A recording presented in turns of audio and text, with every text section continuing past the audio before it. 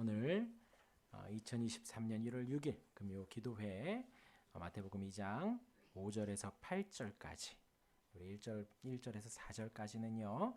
어제 이렇게 새벽에 나누었고요. 오늘은 5절에서 8절에서 헤롯의 경배라는 제목으로 잠시 은혜를 나누고자 합니다. 2장의 시작은 헤롯 왕 때에라는 말씀으로 시작을 합니다. 이러한 성경의 기록들은 예수님의 말씀이, 예수님의 성육신이, 또한 성경의 모든 기록들이 역사적인 사실이라는 것을 나타냅니다.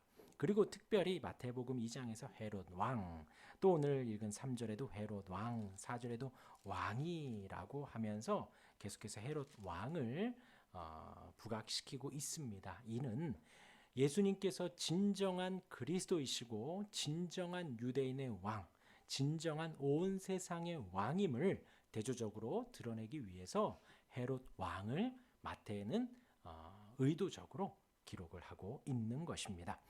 그때에 예수께서 유대 베들레헴에서 나심에 동방으로부터 박사들이 예루살렘에 이르게 됩니다. 왕이 있는 그 예루살렘에 동방의 박사들이 오게 됩니다. 근데 이제 이때의 시기는 예수님이 태어나고 한 1, 2년 후라고 합니다.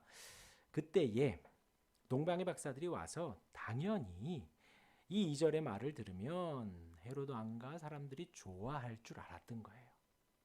왜냐하면 헤롯 왕이 지금 유대의 왕으로 있거든요. 이방인이지만 원로들의 추대를 받아서 왕이 되었고 한 주전 37년경에 모든 실권을 장악하게 됩니다. 그래서 이 헤롯 왕은 자신이 유대인의 왕이다라고 하고 있는 거예요.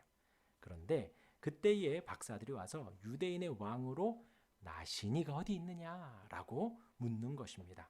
동방에서 그의 별을 보고 그에게 경배하러 왔다라고 합니다. 그 가운데에서 헤롯 왕과 온 예루살렘이 듣고 소동하게 됩니다. 이게 이제 헤롯 왕도 소동하고 온 예루살렘도 소동하였다라는 의미예요.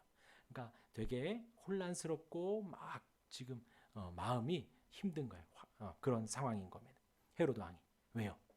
내가 유대의 왕인데 유대인의 왕이 나셨다는 거예요. 자기는 주전 40년도 나이가 들어서 왕이 되었는데 유대인의 왕이 났다라는 겁니다. 그러니까 위협을 느낀 헤롯 왕이 정신이 없는 것이고, 그리고 또 온 예루살렘이 정신이 없습니다. 근데 이제 여기에서는 우리가 이제 오해하지 말아야 할 것이 이 가운데 진실한 유대인들, 진실한 신앙을 가진 사람들이 혼란스러웠던 것이 아니라 이 헤롯 왕 때에 헤롯 왕에게 붙어 살았던 사람들, 그들이 덩달아 정신이 없는 거예요.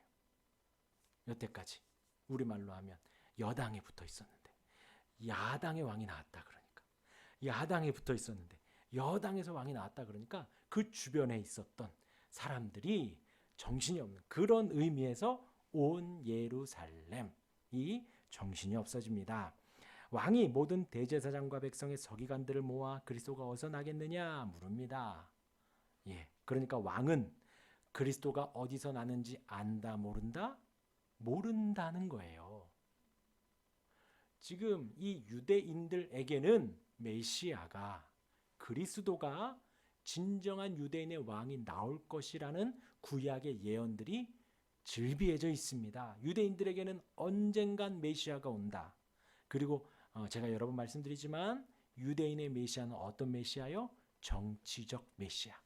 다윗 왕의 그 멋진 성군의 피를 이어받은 왕이 나오거나 아니면 모세와 같은 출애굽을 시켜야 하는 멋진 왕이 나와야 하는 거예요. 유대인들에게는 그런 어떤 의식적 흐름이 있었던 것이지요. 그런데 지금 헤롯 왕은 이방인으로서 왕이 되어서 그 자리로 가고 싶은 겁니다. 왕이 모든 대제사장과 백성의 서기관들을 모아 그리스도가 어디서 나겠느냐? 지금 이 헤롯 왕은 그 유대인들의 왕임에도 불구하고 그 예언으로, 선지자들의 예언인 그 유대인의 왕이 어디서 나는지 모른다라는 거예요. 그래서 모든 대제사장, 원로들, 예전 대제사장, 지금 대제사장 다 끌어모아서 백성의 서기관들, 바리새인들, 이 서기관들은 또 이 그 지역의 성경 교사들입니다. 그들을 끌어 모아서 회의를 한 거예요. 갑작스럽게. 뭐 북한에서 뭐 비사할 수 있는 우리 NSC 모이듯이 동방 박사들이 와서 유대인의 왕에 대해서 물으니까 헤로드 왕이 사람들을 갑자기 끌어모아 물은 것입니다. 어디서 나겠느냐? 그리고 이제 오늘 본문이죠. 이르되 유대 베들레헴이오니 이는 선지자로 이렇게 기록된 바라고 합니다. 유대 베들레헴에서 그렇게 나겠다라고 이야기를 하는 것이에요. 이어서 우리 4절을 읽으면 잠깐만요. 5절 우리 방금 봤죠? 잠깐만요. 헤로드 왕이 소집을 했고요.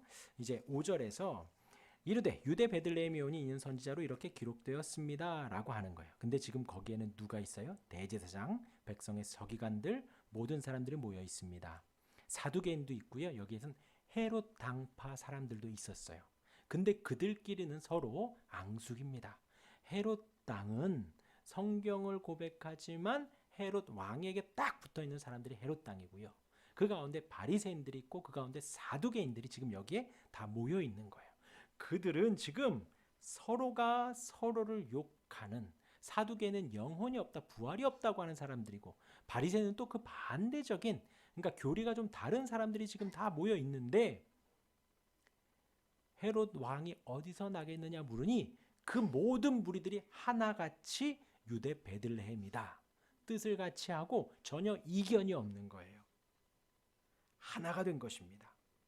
그리고 이제 6절에서 그 미가서의 말씀을 답을 합니다. 그러니까 지금 이 모습이 어떤 모습을 예고하느냐? 나중에 예수님 공생의 기간에 예수님을 공격하기에 헤롯 당, 바리새파, 사두개인들이 하나 된 것과 같은 그때의 모습을 지금 예고하는 거예요. 예견하는 거예요. 그렇게 6절에서 또 유대 땅 베들레헴아 너는 유대 고을 중에서 가장 작지 아니하다. 원래는 작다라는 거예요. 그렇죠? 원래는 작은데 내게서 한 다스리는 자가 나오니 너는 가장 작지 않다라고 이렇게 비교하여서 크게 두각을 시키는 것입니다. 내 백성 이스라엘의 목자가 되리라. 그렇게 나오는 자는 내 백성 이스라엘의 목자가 된다라고 합니다. 이것이 미가서 5장 2절의 말씀을 이 마태가 지금 인용하여서 한 말인데 이것만 해도 책에서 한 두세 페이지가 나와요. 이 6절 하나만으로도. 왜냐하면 이 미가서의 말씀과 단어 몇 개가 좀 다르거든요. 그런데 이제 그것에 좀 혼동할 필요는 없고요. 마태와 미가서의 성경 말씀이 조금 다르지만 이 부분에서 그리스도의 탄생을, 메시아의 탄생을 극대화하기 위한 마태의 어떤 편집으로 이해하시면 된다가 결론입니다. 이 부분에서 이제 자세히 아마 한 20분 정도 제가 말씀을 드려야 하는데 그 많은 내용들 중에서 여러 신학자들이 하나같이 하는 말이 제가 설교를 하는 데 있어서 성경을 그대로 읽지 않죠. 성경의 내용들을 풀어 설명하고 또 인용하여 설명하고 또 강조하기도 하고 빼기도 하는 것처럼 마태가 예수님의 유대 베들레헴에서 메시아가 태어날 거다라는 것을 강조하기 위하여서 약간의 편집, 그러나 그 본래의 뜻은 변하지 않았다. 그렇게 이해하시면 됩니다. 그리고서 이제 7절 우리 같이 한번 읽습니다. 7절 시작. 이에 헤롯이 가만히 박사들을 불러 별이 나타난 때를 자세히 묻고, 이제 헤롯이 알았어요. 어디서 나는지. 이 유대 베들레헴은 예루살렘에서 남쪽으로 8km 지방이랍니다. 남쪽으로 8km 정도에 있는 거예요. 그리고서는 어딘지 지역을 알았지요. 그 다음에 때를 묻습니다. 박사들을 불러서 별이 나타난 때를 자세히 묻습니다. 그런데 그때를 물으면서 우리 8절 같이 읽습니다. 시작.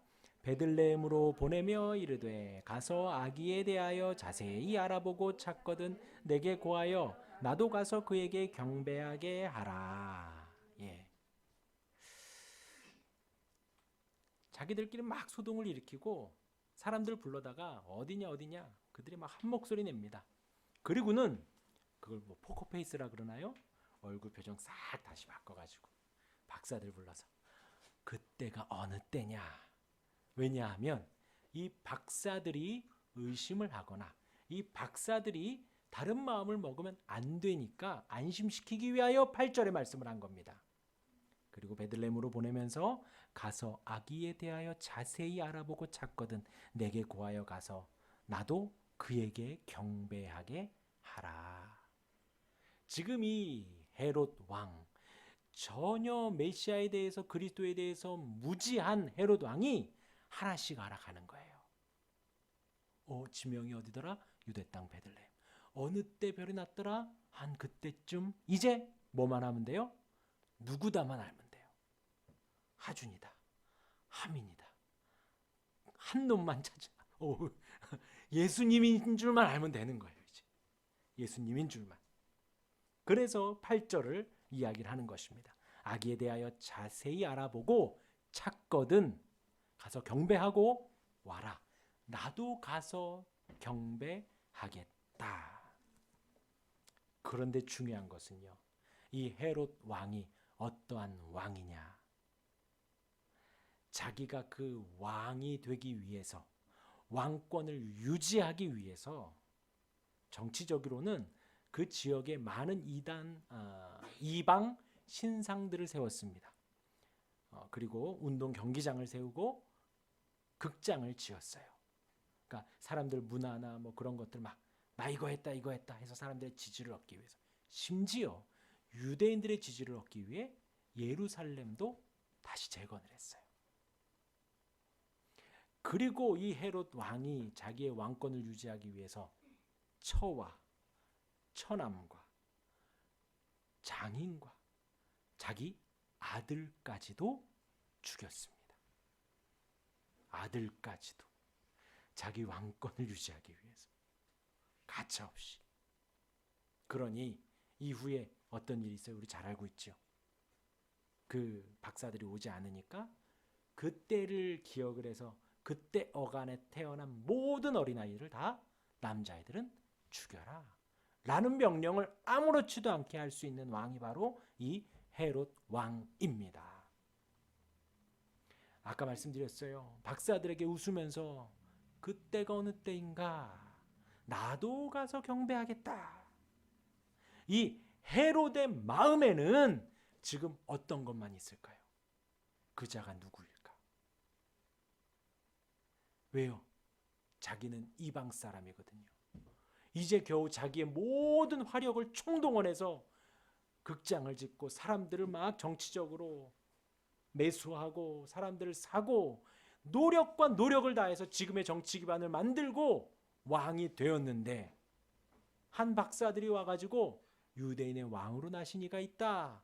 태어나면서부터 왕이다라는 사람이 있다고 하니 얼마나 두렵겠습니까?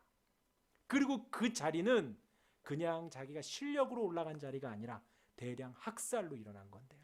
자기 가족까지도 가차없이 하고 그 자리로 갔는데 예수님 찾아 죽이는 것이 어렵지 않죠. 그런데 누군지 모르니 그 나이 때에 모든 사람을 죽이라는 그런 명령까지 내리게 된 겁니다. 오늘 말씀의 제목이 헤롯의 경배예요. 헤롯의 마음에는 내가 가서 경배하겠다. 지금 이 동방의 박사들은 뭘 찾아왔어요? 그 별 하나 보고 이방 사람들이지만 별 하나 보고 하나님 말씀의 예언의 말씀 따라서 기쁨으로 그 거리로 온 거예요. 되게 먼 거리라 그래요. 그러나 한달음에 달려온 거예요. 메시아구나, 유대인의 왕이구나, 그리스도이구나, 내가 가서 경배해야지. 그리고 우리는 또 알잖아요. 황금과 위안과 모략, 그때 당시에 가장 값진 것들을 하나님 앞에 드리기 위하여서 기쁨으로 그 여행을 다 온 거예요. 그런데 지금 헤롯은요, 자신의 왕권을 지키기 위해 박사들을 속이고 왕권을 지키기 위해 내가 경배하겠다라는 말을 합니다. 과연 그것이 진실한 경배일까요? 그런데요, 제가 설명을 이렇게 드려서, 그리고 우리의 사전적 지식이, 헤롯 왕에게 대한 사전적 지식이 있어서 우리는 지금 이 8절까지 이야기를 들으면서 헤롯 왕이 어떤 마음이겠구나 추측을 하지만, 사실 그냥 사전 지식 없이, 그런 어떤 이야기 없이 요 5절에서 8절까지, 1절에서 8절까지 이야기 들으면요, 헤롯 왕 그닥 뭐 나쁜 그런 거 없어요. 그런 거 없습니다. 그리고 8절에는 아주 은혜롭잖아요. 아기에 대하여 자세히 알아보고 찾거든 내게 구하여 나도 가서 그에게 경배하게 하라. 이것이 헤롯의 경배입니다.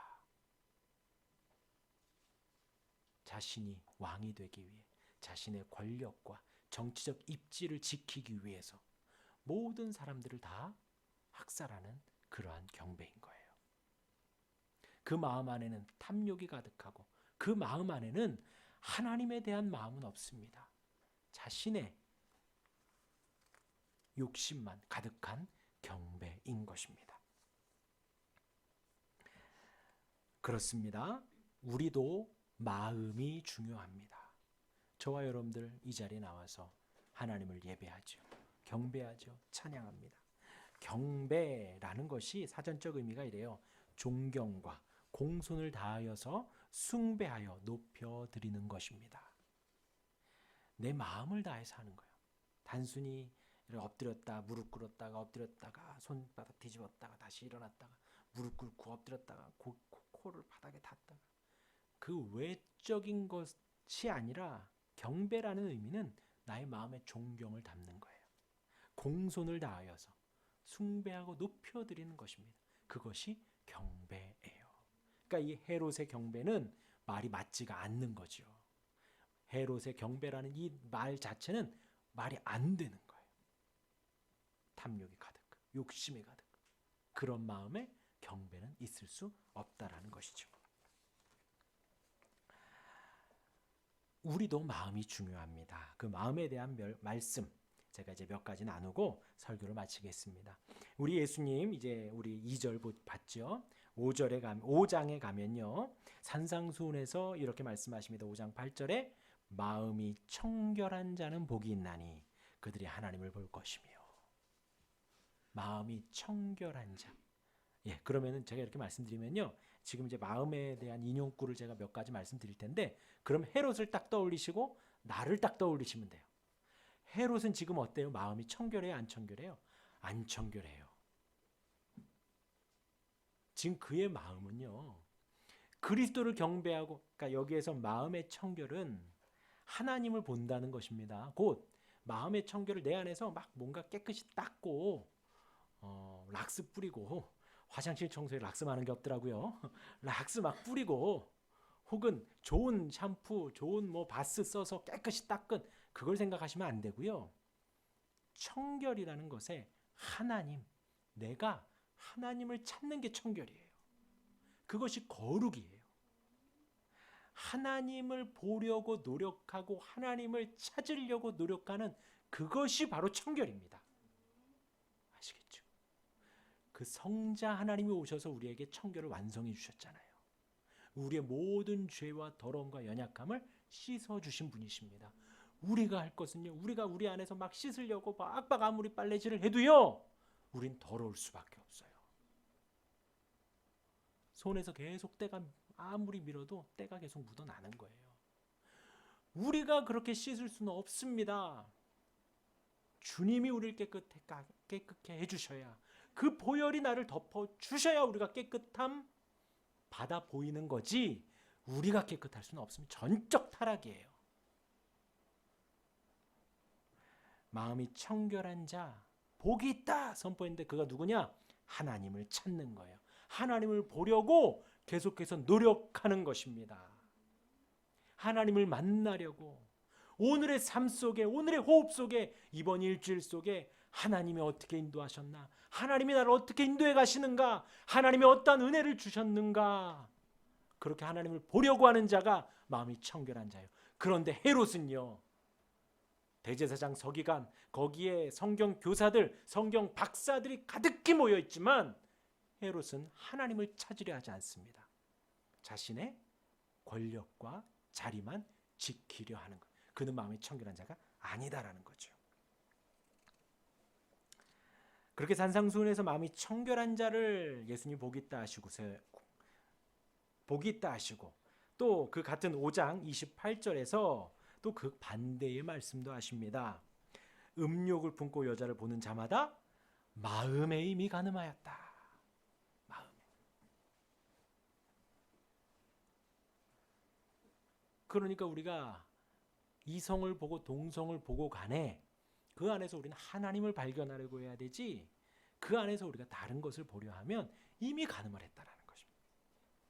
또 마가복음 3장 5절에서 예수님이 탄식하시는 장면이 나옵니다. 어떤 상황이냐면요, 손 마른 사람이 이렇게 회중에 있어요. 안식일입니다. 예수님은 고쳐주실 능력이 충분하죠. 사람들이 어떻게 하고 있어요? 안식일에 고치는가 어떠한가 보자. 안식일이 어떤 날인데요? 생명의 주님을 예배하고 찬양하고 우리의 심령이 생명으로 회복되는 날이잖아요. 그 본질에 맞게 안식일이 우리가 마음에 기쁨이 넘쳐야 되고 소망이 넘쳐야 되고 자비와 은혜가 생명이 넘쳐야 되는 날이 안식일인데, 지금 여기 모인 사람들이 어떻게 하고 있어요? 안식일에 생명의 주인이신 예수님이 일을 하는가 안 하는가. 조금 더 살펴보면 이 손 마른 자가 오른손이라는 거예요. 오른손. 우리는 오른손 왼손 별 의미 없죠. 이들에게 있어서의 오른손은요, 생계예요. 생계. 한 가정의 가장에 오른손이 말러 있어요. 일을 할 수 없는 겁니다. 자기가 먹고 사는 게 문제가 아니라 처와 자식과 그 가정의 생계가 달린 그 오른손이 말라 있고, 예수님이 그것을 충분히 고쳐줄 수 있으니 얼마나 그 개인과 가정과 그 처자식에게는 행복하고 복되고 안식일에 준하는 너무나도 좋은 날이잖아요. 근데 거기 모인 사람들이 어떻게 하고 있어요? 안식일에 이 병을 고치는 자가 고치는 것이 옳으냐 어쩌냐, 아무도 말을 못하는 거예요. 아무도. 이게 율법을 어기는 건가 어쩐가, 본질을 생각하지 못하고 그 마음에 어떠한지 모르는 거예요. 그러니까 예수님이 탄식하셔요. 그들의 마음이 완악함을 탄식하사 노하심으로 그들을 둘러보시고 그 사람에게 이르시되 내 손을 내밀라 하시니 내밀매 그 손이 회복되었더라. 예. 마음의 완악함. 생명의 주인이신 예수님의 앞에 있는데도 마음이 완악한 거예요. 고쳐주시고 회복할 수 있는데도 그들은 지금 마음이 완악한 거예요. 예수님이 탄식하시는 겁니다. 그리고 마가복음 7장 6절에 정확히 말씀하십니다. 이 백성이 입술로는 나를 공경하되, 그 다음 뭘까요? 마음은 내게서 멀도다. 정말 저에게도 꽉 망치를 때리는 거예요. 여기에서 뭐 우리 권사님도 계시지만 저보다 찬양 많이 그러니까 노래 찬양 많이 했다라고 하는 사람 몇이나 있겠어요. 저는 중학교 고등학교 때도 계속 찬양 인도를 했거든요. 그런데 주님이 그러시는 거예요. 입술로는 나를 공경하는데 마음은 내게서 멀도다. 무서운 말이죠. 우리의 마음을 늘 이렇게 돌아봐야 합니다. 나의 이 고백이 정말 뭐 곡조를 잘 못 맞추더라도, 가사를 틀리더라도 단순히 아멘 두 글자만 올려드리더라도 내 마음을 다하여서 진실로 그리 되기를 소망합니다 하며 아멘 한다면 그 찬양을 주님이 받으시는 거죠. 그러나 아무리 내가 노래를 잘하고 찬양을 잘하고 가사 보지 않고 악보 보지 않고도 자유자재로 막 할 수 있다 하더라도 내 마음이 떠나 있다면 예수님이 이렇게 우리를 책망하시겠죠. 입술로는 나를 공경하되 마음은 내게서 멀다. 바로 오늘 본문의 헤롯과 그 주변에 있는 사람들에게도 또한 적용이 될 것입니다. 또 무서운 이야기 하나 더 해드리면 요한복음 13장 2절에 마귀가 벌써 시몬의 아들 가롯 유다의 마음에 예수를 팔려는 생각을 넣었더라. 이것이 바로 마귀의 일입니다. 네, 그렇다고 두려워하지 마십시오. 우리 어린이들 두려워하지 마십시오. 네, 저놈 이래요. 자기 안 두렵대요. 예, 뭐 두려워하실 건 없어요. 왜냐하면 하나님은 산자의 하나님이시거든요. 우리에게 마귀가 하나님과 대적하기 위해서 생각을 넣을 수 있죠. 빨리 툴툴 털고 하나님께 나아가면 됩니다. 마귀의 일이 바로 이거예요. 하나님과 우리를 멀어지게 하는 것. 지금 3년 동안 쫓아다닌 가룟 유다에게 그 주님을 배신하라고 하는 것. 이것이 마귀의 일이지요. 그 마귀가 헤롯에게 유대인의 왕 아기 예수를 경배하겠다고, 하지만 그 마음에는 예수를 없애는 생각밖에 없는 거예요. 그 마음을 우리는 늘 돌아봐야 합니다. 늘 청결하게 하여야 합니다. 하나님 앞에요. 뭐 다른 거, 하나님을 찾고 그 하나님의 은혜를 고백하고 발견하려고 노력하는 것이 바로 내 마음을 청결하게 하는 거예요. 그런 사람은요, 아무리 왕왕왕왕왕 그래도 하나님을 발견하는 거예요. 아무리 말씀이 누가 누구를 낳고 누가 누구를 낳고 낳고 해도 그 가운데서 하나님을 발견하는 것입니다. 마지막으로 요한복음 21장 말씀을 드리고 마치겠습니다. 예수님이 부활하셔서 베드로에게 나타나십니다. 예수님은 온갖 수모를 당하시고 채찍에 십자가에 죽으셨지요. 부활하셨습니다. 그리고 예수님을 만납니다. 조반을 먹으며 3번 물으십니다. 지금 베드로는요, 상실에 빠져 있죠.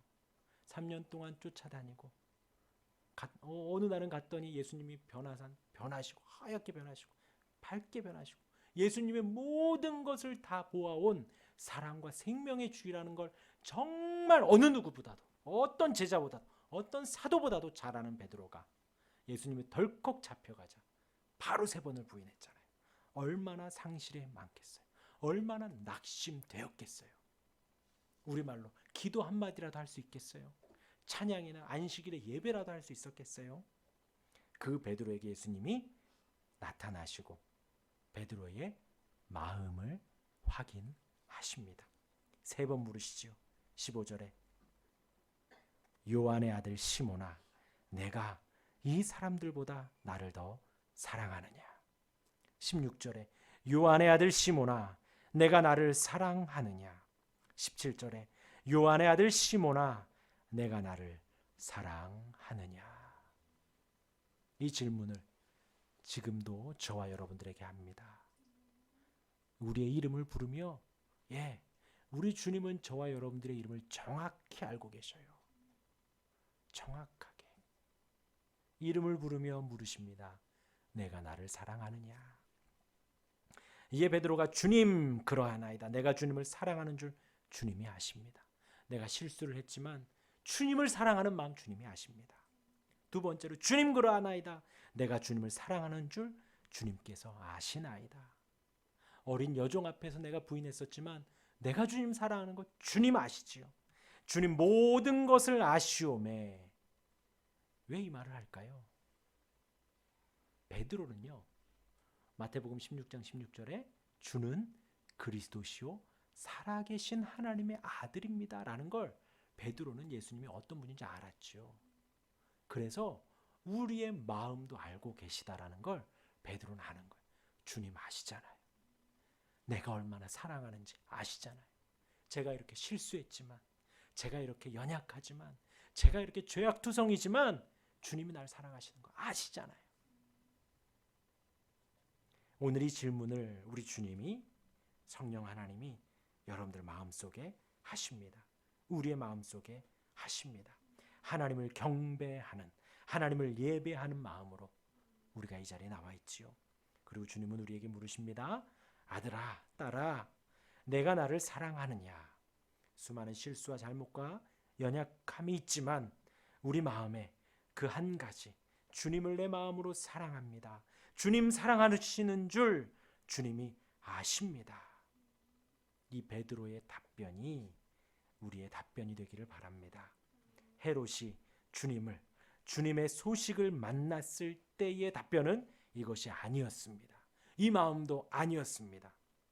그의 마음에는 유대인의 왕 아기 예수에 대한, 그리스도에 대한 전혀 관심이 없었습니다. 그리고 주님은 저와 여러분들에게 동일하게 답하십니다. 내가 나를 사랑하느냐? 이 질문에 베드로와 같이 온전히 답하시는, 마음을 다하여 답하시는 저와 여러분들, 우리 모두가 되기를 주님의 이름으로 축원합니다. 아멘.